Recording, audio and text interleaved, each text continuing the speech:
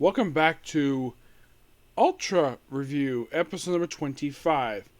Yeah, I voted early. Yep. So I voted. It's my American right to vote, and I chose to vote.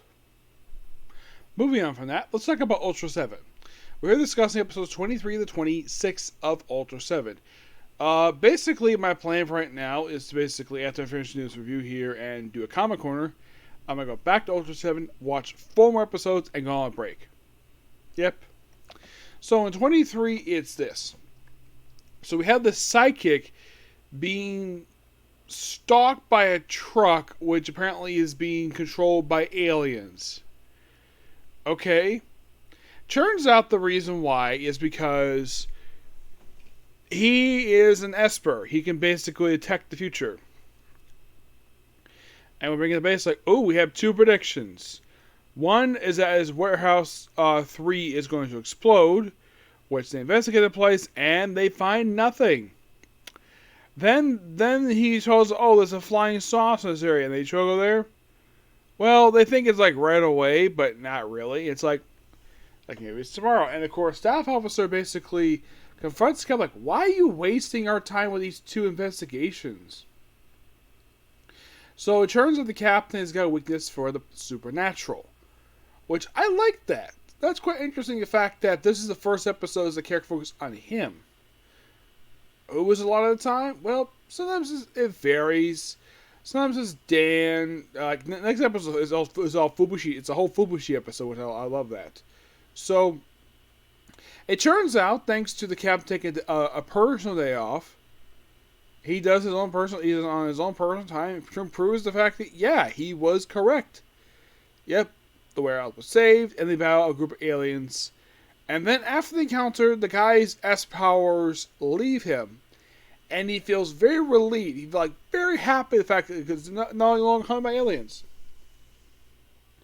Interesting final episode. Next episode is Return to the North, where Fubushi is called home because, his mother is sick, and it turns out it's actually a lie. Because his mom wants him to quit the Ultra Guard to take over the ranch. So he tricks his own sister to get out of his vehicle to go back. And then the plot of the episode, the aliens plot, is bizarre. It's quite original.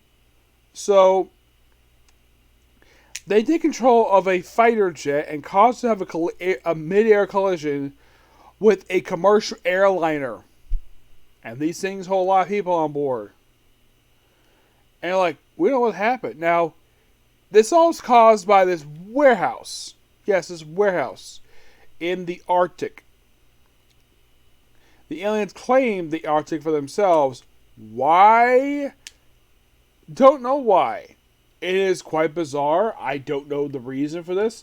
The episode doesn't get bother the reason for it. Eventually, they have a monster, and eventually they're basically destroyed, and they leave. The whole thing of Fubushi is that his Ultra Hawk 3 gets taken control by them, and they cause mirror collision. Luck of the place being destroyed, they're able to avoid mirror collision, no problem. And the way to know it's being controlled is when you see a version of the Northern Lights. Interesting.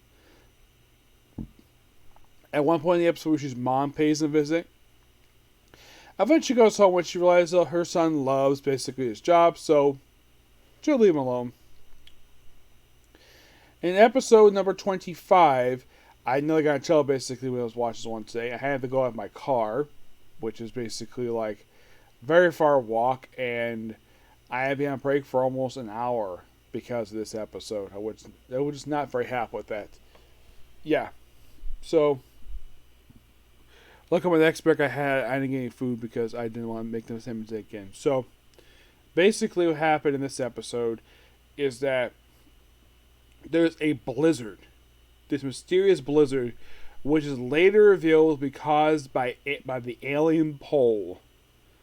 Which, oh boy, the alien pole are really annoying. They pop up 2 times hallucinations.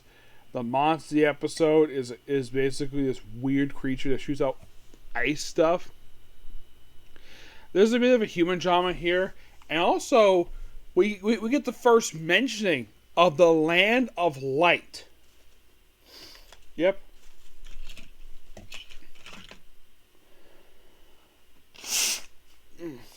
Yeah, first time it's ever mentioned the franchise. Yes, I think this is the first time it's ever brought up where they don't have to over the coat because there's always light there. So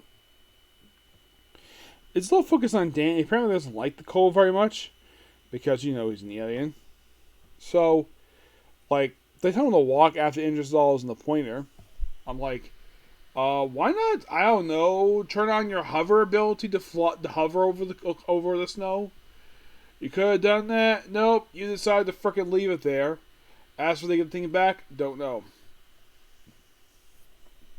So at one point he sees a monster like, oh crap, I chopped my ultra thing, and of course he gets it back after using his monster to bit, and of course he puts on, though he's weakened because of all the snow, so he flies to the sun to cool himself off, to heat himself up. Though apparently he's weakened, but it's normal the next episode. Excuse me. So the aliens in this episode apparently caused the first 2 ice ages, and then what caused a third one. Why? Don't know why. It's like a lot of the time they just do it because they feel like it.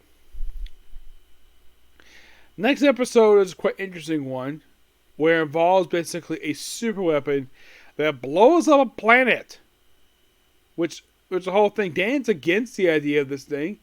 Purely because basically he does not think it's necessary. And he was correct. This was not necessary. At all. So the thing called the R1 is destroys the planet and unleashes basically this bird monster. Which looks like the Veteros from Gamera. Yeah, it's virtually the same suit.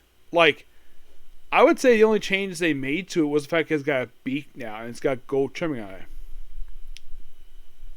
And the fact that at one point they kill it and then, nope. And then, of course, eventually Utraseven comes in and has to fight for quite a while. Even though he's a little melting on it, eventually he rips off the thing's arm and then he uses his own band. He just takes off himself and stabs his bird in the freaking neck. I'm like, damn. Well, we gotta kill the monster anyways. At least, basically, it's just revenge for destroying this planet. So, because of this is how they canceled the R2 construction and think of something else. I'm like, okay. Oh wait, Dan is actually in. Utraseven was injured in the episode. And Dan probably could write off the fact that he probably fell down someplace while basically nearly being poisoned by the radiation, and that's why his arm's broken. Like, I think I could buy that because I'm sure basically all the radiation he probably tripped over some really big and kind of broke his arm. But great episode for him. It's surprising we got a focus episode on him for a change. Like, this really is focused on. You could say that kind of 25 was kind of focused on him. This one, yes. I would say there's a lot of human job episode 25. This one is more like a nuclear message, this one. Yep. But yeah, this particular view, please be sure to like, comment, subscribe to notifications, and do not hit the like button. Next up's Comic Corner is back to Utraseven for 4 more episodes and then break time. Okay, next video. Bye.